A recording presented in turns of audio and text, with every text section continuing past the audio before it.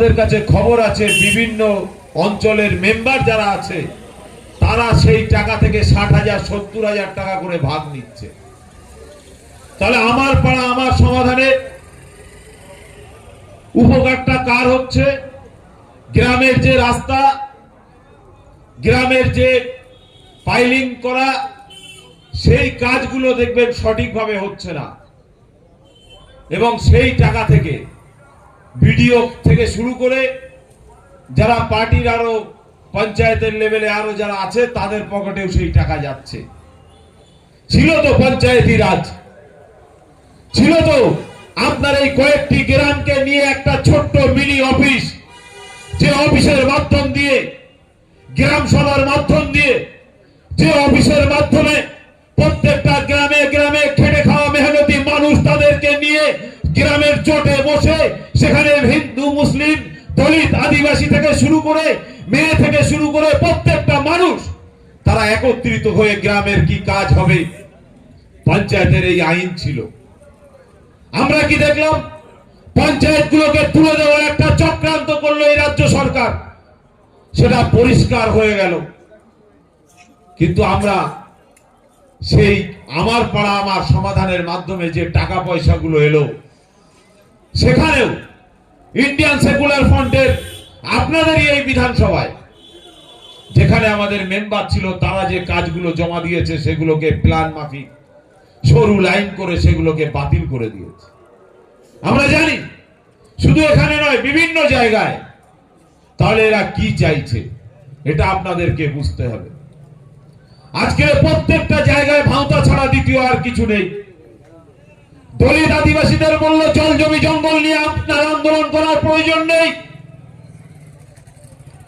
দলিত আদিবাসীদেরকে বলা হলো দেউচা পাচামি জমি নিয়ে আপনার আন্দোলন করার প্রয়োজন নেই, আমি আছি, আমি দেখে নেব। কিন্তু দেউচা পাচামির জমি, কয়লা খনির সে জায়গা করুরপতিদের হাতে বিক্রি হয়ে গেল, সে জায়গা বড় বড় কোম্পানিদের হাতে চলে গেল।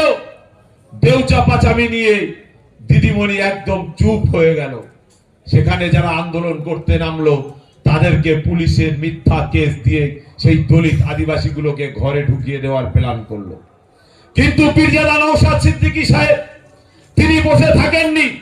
সেই দলিত পরিবারগুলোর জন্য, আদিবাসী পরিবারগুলোর জন্য তিনি দৌড়ে গেলেন পুরুলিয়ায়, সেই ময়দানে যেখানে খোলা মুখ কয়লা খনি, সেখানে তিনি আন্দোলন করলেন এবং সেই গরিব অসহায় মানুষগুলোর মধ্যে একসঙ্গে বসে খাওয়া দাওয়া করে রান্না করে তাদের সঙ্গে থেকে আন্দোলন রূপ দিয়ে এলেন।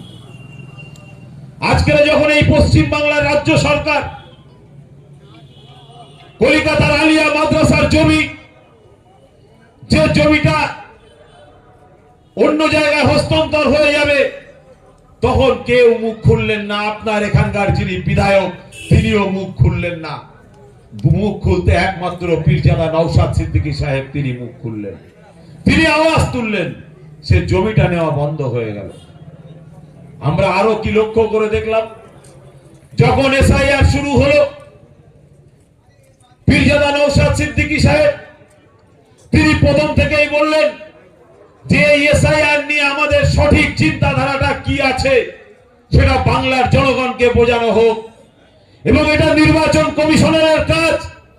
অতএব নির্বাচন কমিশনারকে আমাদের সাহায্য সহযোগিতা করা উচিত।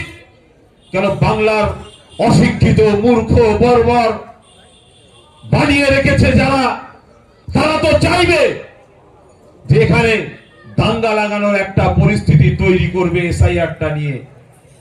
আমরা সেই মোতাবেক মিডিয়ায় বার্তা থেকে শুরু করে গ্রামে গঞ্জে রোডে হাটে বাজারে পদমিছিলের মাধ্যমে আমরা প্রত্যেককে বোঝালাম, জানালাম। এমনকি আমরা এসআইআর এর ক্যাম্প করলাম। কিন্তু দিদিমণি রাস্তায় নামিয়ে বলতে শুরু করলো এসআইআর মানছি না, মানবো না। আবার ওই দিদিমণি প্রতিটা গ্রামে প্রতিটা পাড়ায় আবার একটা করে ক্যাম্প তৈরি করলো, করে বলছে আসো এসআইআর এর ফর্ম গুলো ফিল আপ করে দেই। কি বিচারিতা, এটা আপনাকে আমাকে বুঝতে হবে। এসআইআর এর আজকের গতকালকেই খবর দেখছিলাম, সেখানে দিদিমণি বলছে আমি এসআইআর এর ফর্ম জমা দেইনি। আমি এতদিনের এমপি, এতদিনের এমএলএ, আমি এতদিনের মুখ্যমন্ত্রী, অথবা আমি দেখবো আমার ভোটটা কিভাবে বাতিল হয়। দিদিমণির এই নাটক আপনাকে আমাকে কিন্তু বুঝতে হবে। তিনি কি চেয়েছিলেন?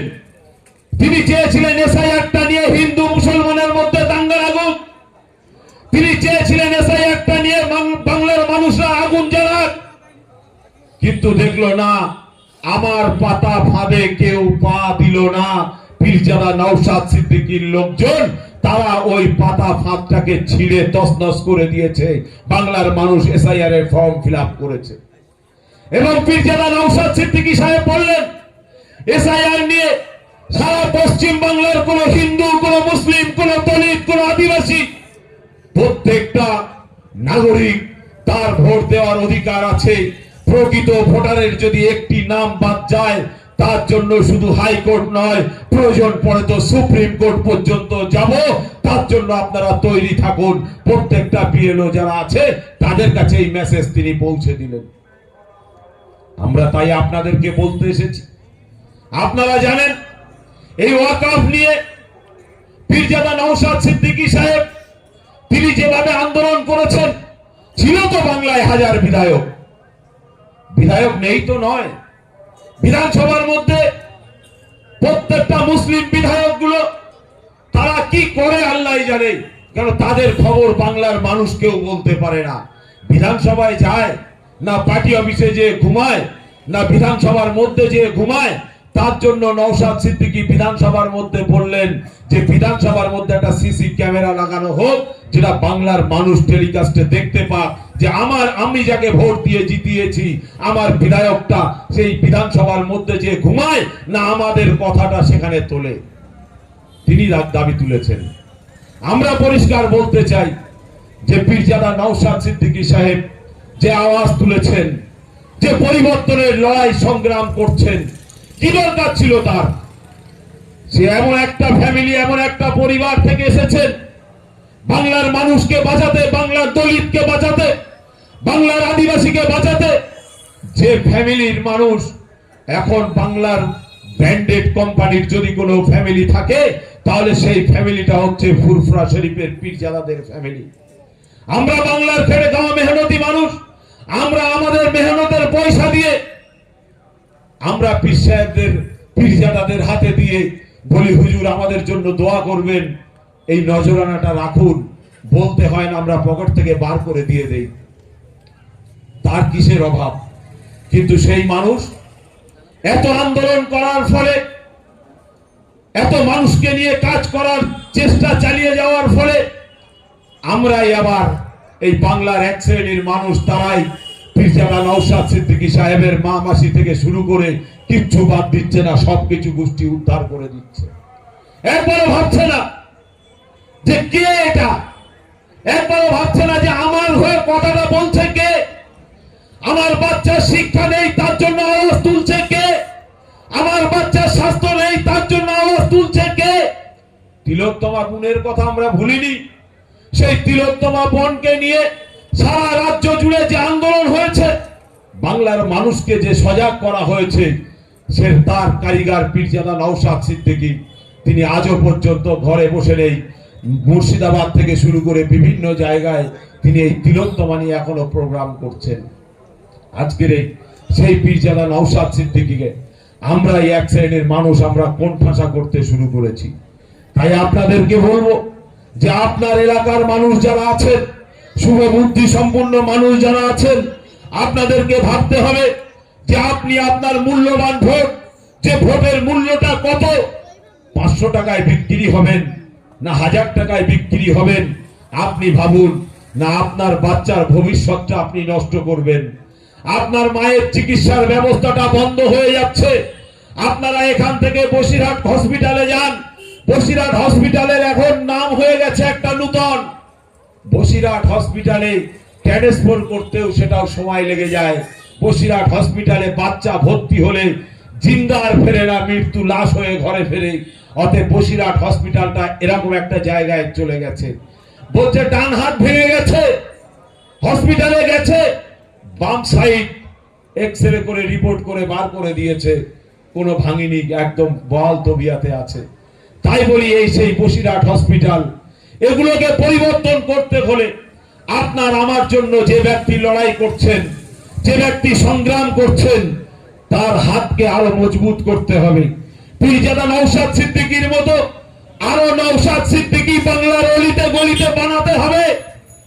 সেটা যদি আমরা না বানাতে পারি, তাহলে আগামী দিন আমার মুসা ভাই বলছিল, যেমন আপনার আমার কবরস্থান চলে যাবে, মসজিদ চলে যাবে, মাদ্রাসা চলে যাবে, প্রত্যেকটা জিনিস যখন চলে যাবে, আরে কবরস্থান হচ্ছে আমার অস্তিত্ব, কবরস্থান হচ্ছে আমার জীবন।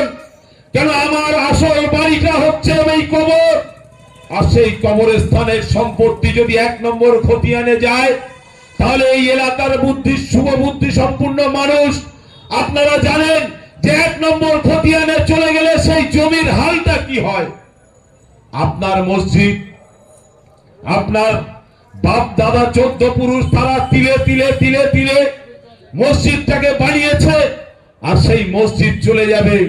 হিন্দু ভাইয়েরা ভাবছেন মুসলমানের মসজিদ যাবে, কবরস্থান যাবে, আমার মন্দির মনে হয় যাবে না। না বন্ধু, আপনারও মন্দিরটাও যাবে।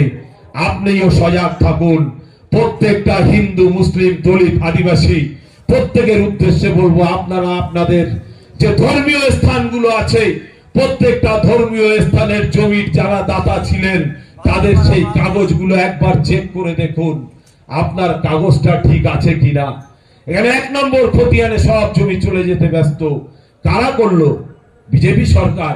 এই রাজ্য সরকার তো চালাচ্ছে। তাহলে এই রাজ্য সরকার এই সম্পত্তিকে 1 নম্বর খতিয়ানে নিয়ে গেল, আর কেন্দ্রীয় সরকার আপনার আমার বাপ দাদা 14 পুরুষের রেখে যাওয়া ওয়াকফ সম্পত্তি সেটাকে কিভাবে ধ্বংস করছে। আজকের এই রাজ্য সরকারও সেই অর্থ এবং সেই জমিতে বসবাস করছে। আমি চ্যালেঞ্জ করে আপনাদের সামনে বলে যাই, ক্যামাকি স্ট্রিটের অভিষেক ব্যানার্জির যে বিল্ডিং, যেখানে পার্টি অফিস, সেই পার্টি অফিসটাও ওয়াকফ সম্পত্তি। আজকের ফিরহাদ হাকিম বেশ কিছু জমি জায়গা নিয়ে সেখানে ব্যবসা বাণিজ্য শুরু করেছে। তৃণমূলের হেভিওয়েট নেতা, তাদের কাছে ওয়াকফ সম্পত্তি আছে। তাহলে কি এটা দ্বিচারিতা?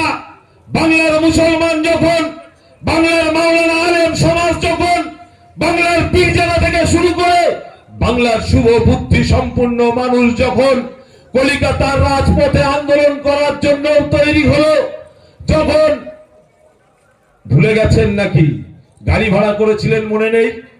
কোথায় যাবেন বলে